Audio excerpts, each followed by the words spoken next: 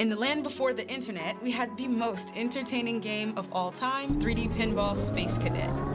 The aim of the game was to hit as many obstacles as possible in order to rack up points, and unfortunately, just bumping into things is how many people approach real estate investing. Trying to get going is like the pinball getting launched, and most beginners bounce around hitting obstacles like wholesaling bans, no proof of funds, shady contractors, and having absolutely no idea how to run the numbers. And who knows how long you could get stuck here. And unlike Space Cadet, hitting obstacles doesn't win you any points, it just makes things more difficult and you get stuck altogether. New investors, stop playing pinball. Stop bouncing between different strategies and different mistakes. There's a way to escape the game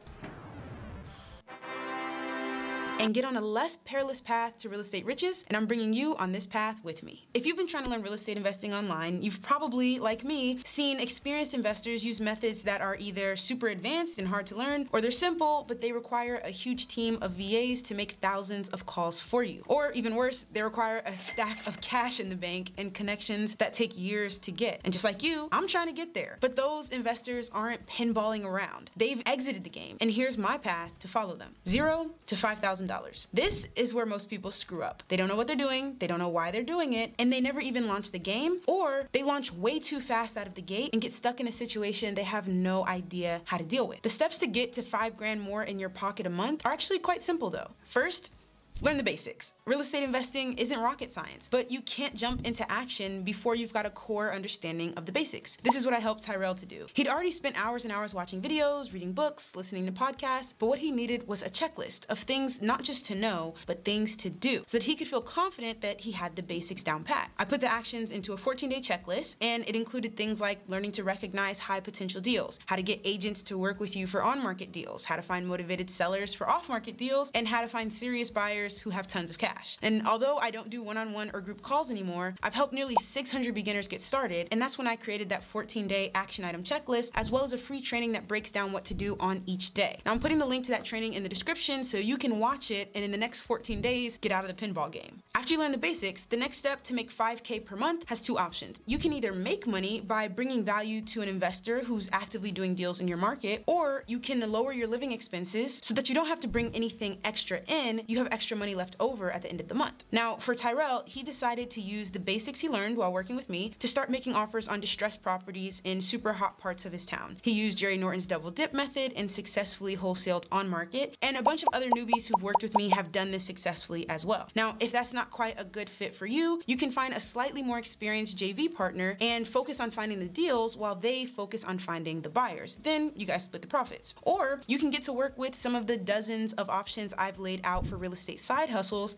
that make you cash and get you experience at the same time. Now, you can also combine the money making with the money saving, and I did this through a strategy called house hacking. I actually purchased my first property with $0 out of pocket through a combination of getting a 3.5% down payment with an FHA loan, as well as using a 3.5% one-time gift through a down payment assistance program. Not only was I now owning instead of renting, I had a duplex where I could rent out my second unit to long-term tenants and put my unit on Airbnb whenever I was traveling for work. The income from my tenants and from Airbnb was enough to cover my mortgage payment and get me living for free. And the extra cash that I had from making more and spending less now meant I had a bit of a nest egg so that I could get to the next level, which is $5 to $10. And this is where you buckle down with the goal of becoming needed. Now, whatever market you're investing in, there are active investors who have needs. And your job here is to find out what they are and solve them. Now, the hard part is it's not as simple as just asking, hey man, what do you need? So what can I do for you?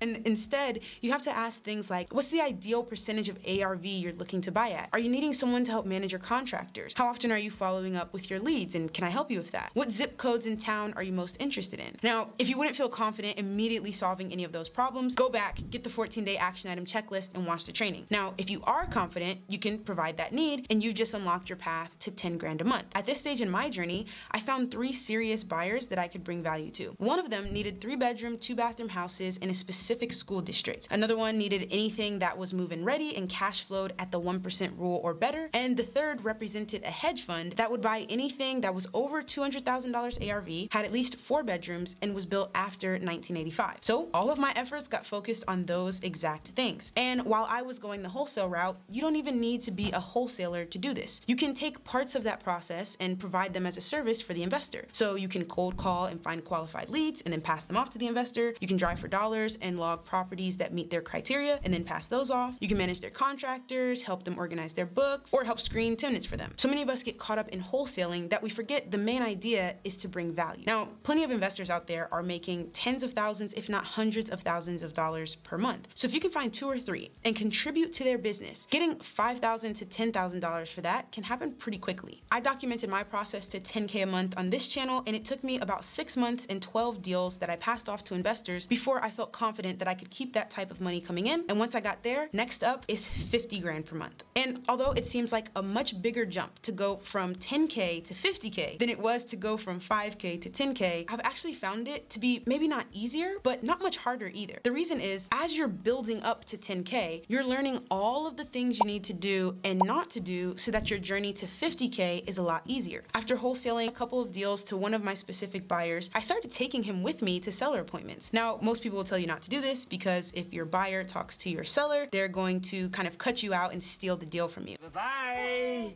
And while I have had deals stolen from me in the past, the risk was worth it for 2 reasons. First, we'd already established a relationship, and I was bringing him about 2 deals per month. So if he stole one from me, I'd never bring him any more. So I knew that one deal at a slightly cheaper price, if he cut me out, wasn't worth it for him, because then every month after that, he'd have to go find his own deals. And second, and even more importantly, I wanted to start understanding his thought process as someone who was going to buy the deal. I was looking at the properties as a wholesaler, but if I wanted to get up to 50K and start owning some of the properties myself, I needed to look at them as a purchaser. And walking through with him, he showed me insider tips for how he recognized structural damage, how he figured out the cause of fire damage, and how he estimated properties right there on the spot so he could make quick decisions about the correct offer price. And in addition to getting inside of your investor's head, you want to get inside of their network. So while I was in that 5K to 10K range, I was gathering contact information for my buyers' plumbers, their electricians, their handymen. It's pretty simple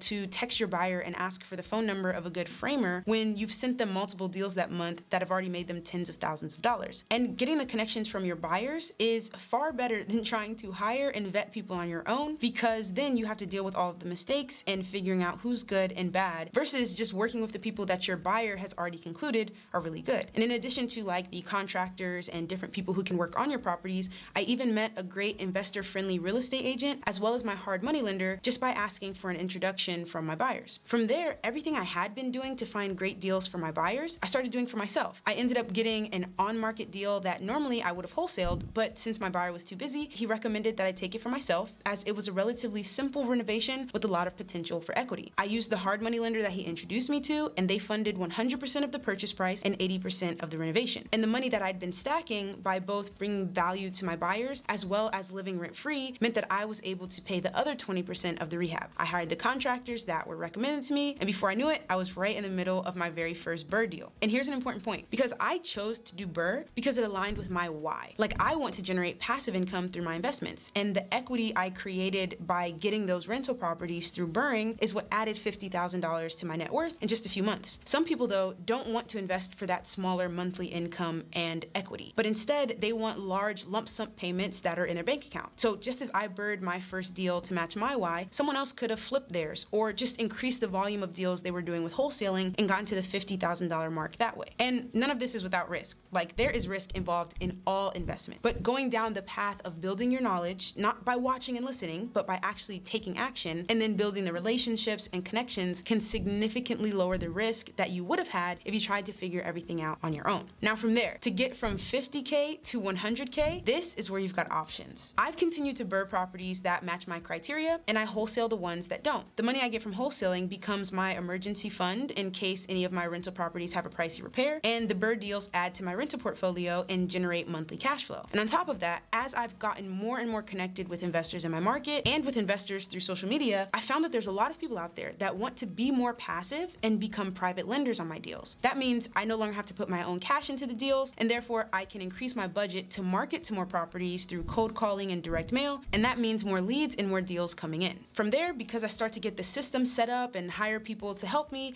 I'm able to grow even faster by doing larger deals, getting into creative financing, buying from wholesalers myself, and possibly even doing some private lending, and definitely partnering with my peers and members of my audience who send me deals. And that's exactly what I mean when I say I want to share my journey and bring you guys along with me. There's got to be a solid foundation, but once you're taking action and bringing value, partnering up to go even bigger makes a lot of sense. So if you feel like you've consumed hours of content and knowledge, but the amount of action that you've taken doesn't match up, definitely go check out that free 14-day action item checklist so that you can get on your path to financial freedom through real estate investing, and I'll see you there.